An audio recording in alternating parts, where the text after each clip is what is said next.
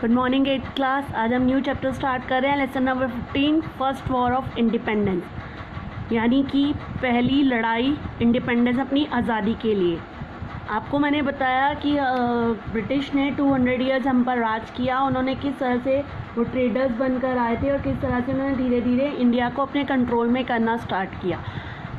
Bye the first half of 19th century के first half में East India Company ने बहुत सारा इंडिया के पोर्शन को अपने कंट्रोल में कर लिया था। उन्होंने बहुत सारी पॉलिसी लाकर धीरे धीरे इंडिया को अपने कंट्रोल में करना शुरू कर दिया।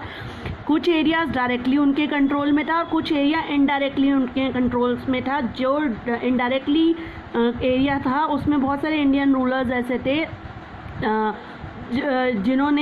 जिनको हर महीने ब्रिटिश को कुछ ना कुछ देना पड़ता था।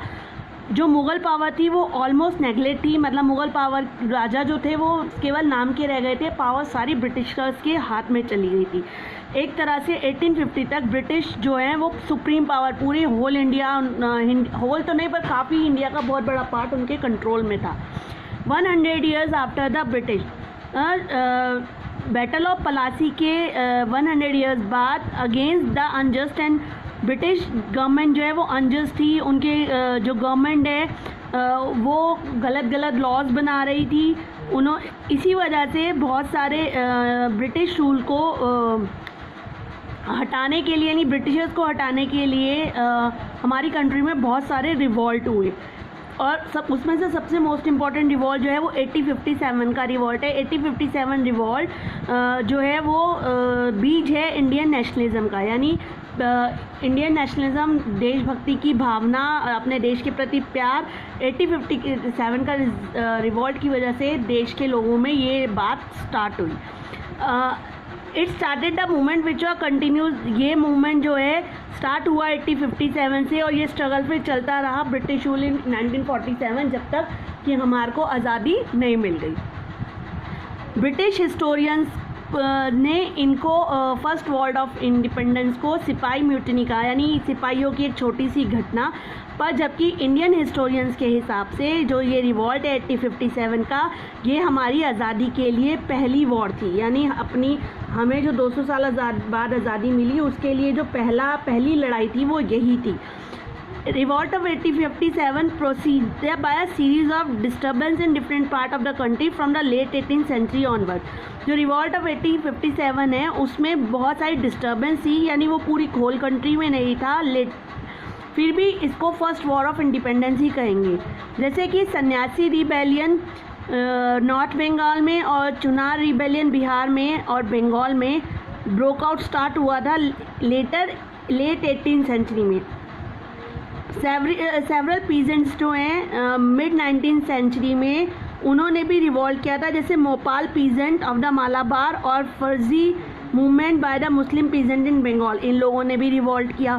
First half of the 19th century, जो 19th सेंचुरी का फर्स्ट हाफ है, सेंचुरी है, वो विटनेस है, यानी बहुत सारे ट्राइबल लोगों ने भी इन पर ब्रिटिशर्स पर रिवॉल्ट किया। जैसे कि कौन कौन से हैं, जैसे भील्स ऑफ मध्य प्रदेश के भील्स ने, Santhal of Bihar, Gonds and the Khonds of Odisha, इन सब लोगों ने रिवॉल्ट करा। All these disturbance were localise. ये पर एक कारण ये कि ये जो सब डिस्टर्बेंस क्रिएट हुई वो केवल लोकल एरिया में थी, पूरे कंट्री में नहीं हुई। तब भी इसका बहुत महत्व है क्योंकि हमारी आज़ादी की पहली लड़ाई थी, चाहे लोकल कुछ एरियाज़ में ही हुई, पर इसीलिए हमारे हिस्टोरियंस को फर्स्ट वॉर ऑफ इंडिपेंडेंस मानते हैं। Revolt of 1857, first expression of organise, जो फर्स्ट क्या कहते हैं, इस रिवॉल्ट को सिपाहियों ने, यानी कंपनी के आर्मी ने स्टार्ट किया था। बट धीरे धीरे डीपली ये पूरे मतलब जो पूरा ऑल सेक्शन है कंट्री का, पूरे लोग हैं वो सभी दुखी थे। खाली सिपाही दुखी नहीं थे, सभी इनसे दुखी थे। पीजेंट्स की उन्होंने ज़मीन छीन ली, ट्राइबल्स को फॉरेस्ट से बाहर निकाल दिया, कॉमन पब्लिक अपने क्या कहते हैं, और भी बहुत सारे रीजंस थे जिनकी वजह से ये रिवॉल्ट हुआ। तो 1857 का रिवॉल्ट के पीछे वजह है कि बहुत सारे कारण थे। अब हम उसको डिस्कस करेंगे कि वो क्या कारण थे कि जिनकी वजह से रिवॉल्ट हुआ या फर्स्ट वॉर ऑफ इंडिपेंडेंस हुई। सबसे पहले आता है causes of the revolt. Revolt की क्या कारण थे? सबसे पहले है पॉलिटिकल कॉजेज। पॉलिटिकल कारण क्या थे? पॉलिटिकल कॉजेज जो है रिवॉल्ट में भी trace in the British policy, क्योंकि ब्रिटिश जो है, ब्रिटिश की जो पॉलिसी थी अपने एरिया को एक्सपेंड करना, धीरे धीरे बढ़ाना, उन्होंने एक रूल बनाया doctrine of legs. Doctrine of legs क्या था कि अगर किसी राजा के कोई बच्चा नहीं होता है तो वो अपना हिंदूज़ में खासकर होता था कि अगर किसी राजा की बेटा या नहीं होता है तो वो अपने किसी भाई का या अपने किसी का रिश्तेदार के भी बेटे को गोद ले सकता है। तो इन्होंने एक रूल बनाया डॉक्ट्राइन ऑफ लेग्स कि इनको गोद लेने से पहले ब्रिटिशर्स से पूछना पड़ेगा। तो आपको लगता है कि ऐसा हो कि ब्रिटिशर्स उनसे एग्री करें? तो इन्होंने वो रूल तो बना दिया, उसके आधार पर इन्होंने सारे एरियाज़ को, अगर किसी राजा का बेटा नहीं है तो उस एरिया को इन्होंने उस स्टेट को इन्होंने अपने कंट्रोल में करना स्टार्ट कर दिया। जैसे रानी लक्ष्मीबाई, उन्होंने सन को अडॉप्ट किया, तो क्या कहते हैं, पर उस डॉक्ट्राइन ऑफ लेग्स के तहत उनको ब्रिटिशर्स ने झांसी उनसे वापस ले लिया। उन्होंने उसको उस अडॉप्टेड सन को सीट पर नहीं बैठने दिया।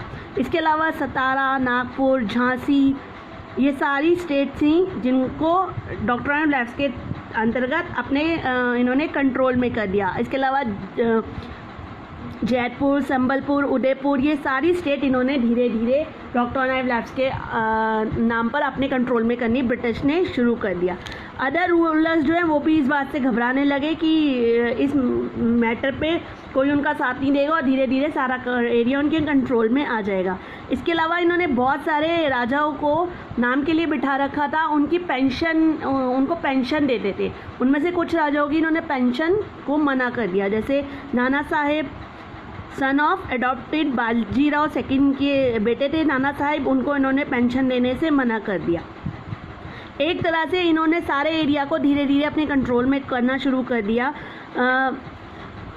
और सबसे बड़ा मेन कारण था कि जो उस समय मुग़ल एम्परर था बहादुर शाह सेकंड, उसको भी इन्होंने रेड फोर्ट में रहने से मना कर दिया, उसको वहाँ से निकाल दिया। अवध को भी लॉर्ड डलहौजी ने कि अच्छी तरह से संभाल नहीं पा रहे, thousands of nobles, officer, soldiers जो है वो जॉबलेस हो गए और इन्होंने अवध को अपने कंट्रोल पे कर लिया। ऑलमोस्ट सिपाही जो हैं वो from the province were deeply hurt. सिपाही जो है वो बहुत ज़्यादा दुखी हो गए क्योंकि उनके पास काम करने के लिए बचा ही कुछ भी नहीं, क्योंकि सारी स्टेट इन्होंने अपने कंट्रोल में करनी शुरू कर दी। अब आता है सोशल और रिलीजियस कॉजेज़। सोशल और रिलीजियस कॉजेज़ क्या है? जो लास्ट सेक्शन था पॉपुलेशन का, वो उनके दिमाग में एक अलार्म सा बजा था कि ये लोग जो है अपने वेस्टर्न सिविलाइजेशन को इंडिया में धीरे धीरे फैला रहे हैं। और उसके लिए इन्होंने किया भी, इन्होंने एक एक्ट बनाया 1850 में, जिसके अंतर्गत हिंदू लॉ को इन्होंने हिंदूज़ को कन्वर्ट करना शुरू कर दिया क्रिश्चियन में। यानी बहुत सारी क्रिश्चियंस लोग आए और उन्होंने हिंदूज़ को क्रिश्चियंस बनाना शुरू कर दिया। पीपल्स को कन्वर्स किया गया कि ब्रिटिशर्स जो हैं वो प्लान कर रहे हैं टू कन्वर्ट इंडियंस को क्रिश्चियन बनाने में।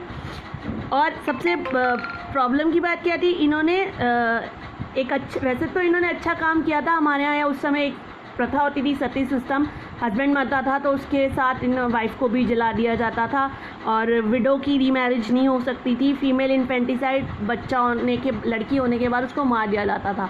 तो हमारी समाज में ये बुराइयाँ थी, उसको मिटाने के लिए उन्होंने लॉ बनाए। पर हमारे इंडियंस को ये लगा कि हमारी सोशल समाज है, सोसाइटी है, उसको ये ख़राब कर रहे हैं, ये लॉज ऐसे बना के हमारे को नुकसान पहुंचा रहे हैं, हमारे रिचुअल्स के। इसके अलावा इन्होंने रेलवेज़ और टेलीग्राफ बनाया। रेलवे में क्या होता था? रेलवे में कंपार्टमेंट्स जो होते थे उसमें ब्रिटिशर्स के कंपार्टमेंट अलग होते थे, पर इंडियंस के कंपार्टमेंट होते थे और उसमें हिंदू, मुस्लिम, सिख सबको साथ बैठना पड़ता था, छोटी जात, बड़ी जात। और इससे भी हमारी सोसाइटी के लोगों को लगा कि ये लोग हमारे धर्म को भ्रष्ट कर रहे हैं। उसके अलावा ये लोग जो हैं अपने को सफ़ेद लोग मतलब सुपर समझते थे और इंडियंस को अनएजुकेटेड मिडिल क्लास लोग समझते थे, इसीलिए बहुत लोगों को बुरा लगने लगा। एक कारण ये भी था रिवॉल्ट का। नंबर 3 इकोनॉमिक कारण। इकोनॉमिक कारण क्या था कि पीजेंट्स और ज़मींदार जो हैं उन्होंने हैवी टैक्स लगाना शुरू कर दिया और लैंड जो है लोगों की इन्होंने अपने कब्जे में कर ली। जो मैनी ग्रुप्स हैं, लोग हैं, वो हैवी रेवेन्यू डिमांड नहीं दे पाते थे, लोन नहीं दे पाते थे, मनी लेंडर ने उनकी लैंड को अपने कब्जे में करना शुरू कर दिया। और एक सबसे बड़ा मेन कारण और क्या था कि इंग्लैंड में रेवोल्यूशन स्टार्ट हुई थी, जिसकी वजह से ब्रिटिशर्स जो हैं वो यहाँ से कच्चा माल ले जाते थे, उनको चीज़ों को तैयार करते थे और महंगे दामों पर यहाँ पर बेचते थे। वो चीज़ें देखने में सुंदर होती नहीं, इसीलिए लोगों ने उन्हें ख़रीदना शुरू कर दिया था। ये तो आपको स्टार्टिंग में बताया था। तो जो हमारे क्राफ्टमैन्स हैं वो बेरोज़गार हो गए, उनके पास खाने के लिए रोटी, अनएम्प्लॉयमेंट हो गए, खाने के लिए ना रोटी थी ना पैसा था। और जो 1000 ऑफ सिपाही थे, उनकी जब स्टेट ले ली इन्होंने अपने तो खाने वो भी जॉबलेस हो गए। तो उनको पास इतना पैसा भी नहीं था कि वो अपने घर के लोगों को रोटी दे सकें। चारों तरफ इंडिया में गरीबी फैलती चली गई, वर्क जो है लेबर जॉबलेस हो गए, लोगों के पास काम नहीं था। क्या कहते हैं, ऑल दोज पीपल जो प्रीवियस, ये तो मैंने आपको बताया कि जो भी राजा के पास काम करते थे वो सारे भी जॉबलेस हो गए, उन लोगों के पास काम नहीं था, को तनख्वाह कहाँ से मिलती और कहाँ से वो अपने घर का खर्चा उठाते। Fourth is military causes. Military causes क्या था कि जो मेन कारण है रिवॉल्ट ऑफ 1815 स्टार्ट हुआ था सिपाहियों की म्यूटिनी से, सिपाही घटना से। जो इंडियन सिपाही हैं उन ब्रिटिश आर्मी में 87% जो है इंडियंस होते थे और उनको फिर भी इन्फीरियर समझा जाता था और ब्रिटिश सोल्जर्स को सुपीरियर।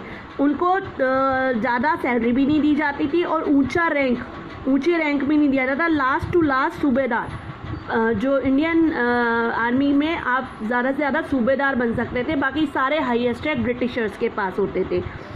ब्रिटिश एम्पायर को जैसे जैसे इन्होंने बढ़ाना शुरू कर दिया तो बहुत सारे इंडियंस को अपना एरिया छोड़ के दूर दूर जाना पड़ता था। लॉर्ड कैनिंग ने इशू किया जनरल सर्विस अलाइनमेंट एक्ट, जिसके अंतर्गत सिपाहियों को रेडी रहना पड़ता था इवन कि ब्रिटिश लैंड अक्रॉस द सी, अगर सी के अक्रॉस भी जाना पड़े तो इनको अपना घर छोड़ के, मतलब ब्रिटिशर्स को नहीं बल्कि इंडियंस को अपना घर छोड़ के इनकी लैंड संभालने के लिए दूर दूर जाना पड़ता था। इसके अलावा बंगाल आर्मी जो है वो हाई कास्ट कम्युनिटी थी अवध में। इनको ये दे वर नॉट, ये तैयार नहीं थे ओशियंस को मतलब दूर दूर जाना। तो इन्होंने इनको लगता था हिंदू हमारे यहाँ ये गलत कर रहे हैं, यहाँ तक कि जो हमारे सिपाही हैं उनको अपने रिलीजियस मार्क पहनने नहीं दिया जाता था और ज़बरदस्ती इंडियंस को क्रिश्चियनिटी में कन्वर्ट किया जा रहा था। ये बात थी सोल्जर्स के पास, अगर जिन एरियाज़ को उन्होंने अपने कंट्रोल में कर लिया उनका वो सोल्जर्स के पास काम ही नहीं बचा। तो ये सब कारण थे जिसकी वजह से ब्रिटिश मिलिट्री के सिपाही जो है उनसे नाराज़ हो गए। और अब लास्ट आता है इमीडिएट कॉज, जो सबसे मोस्ट इम्पॉर्टेंट है। ब्रिटिश ने एक राइफ़ल इंट्रोड्यूस करी थी जिसका नाम था एनफील्ड। 1856 में एक राइफ़ल इंट्रोड्यूस करी थी एनफील्ड। वो सबसे बड़ा कारण था। सबसे बड़ा कारण ये था उसके अंदर जो कारतूस होता था ग्रीस कार्डेडेज, वो कारतूस होता था वो काओ और पिग के मीट से बना था। एनफील्ड के अंदर जो कारतूस डाला जाता था वो काओ और पिग के मीट से बना हुआ था। जो काओ और बिफोर लोडिंग टाइम यानी राइफ़ल को लोड करने से पहले उसे मुंह से बाइट करना पड़ता था, काटना पड़ता था और फिर उसे राइफ़ल में डाला जाता था। ये इसका मेन रिवॉल्ट का सबसे बड़ा कारण यही था, क्योंकि हिंदू और मुस्लिम ने सिपाहियों ने इसको यूज़ करने से मना कर दिया। हिंदूज़ के लिए गाय जो है वो बहुत होली है, इम्पॉर्टेंट है, और जो वो काटते भी नहीं है, किल नहीं करते, तो उसको मुंह से कैसे काटेंगे।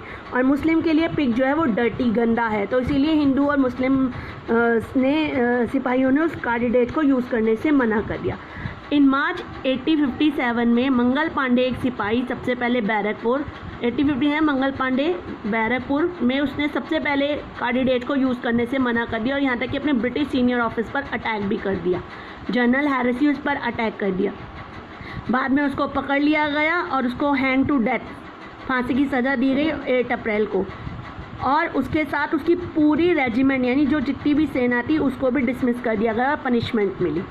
और 9 मई को जब उसको ऐसे सज़ा मिली तो 85 सोल्जर जो है मेरठ के, उन्होंने भी न्यू राइफ़ल को यूज़ करने से मना कर दिया और उनको सेंटेंस हुआ 10 ईयर्स इम्प्रिजनमेंट की 10 साल की इन्हें सज़ा दे दी जाए।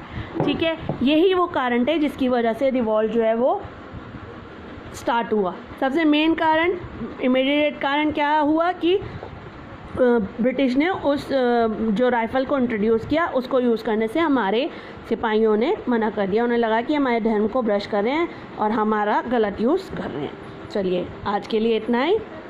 Have a nice day.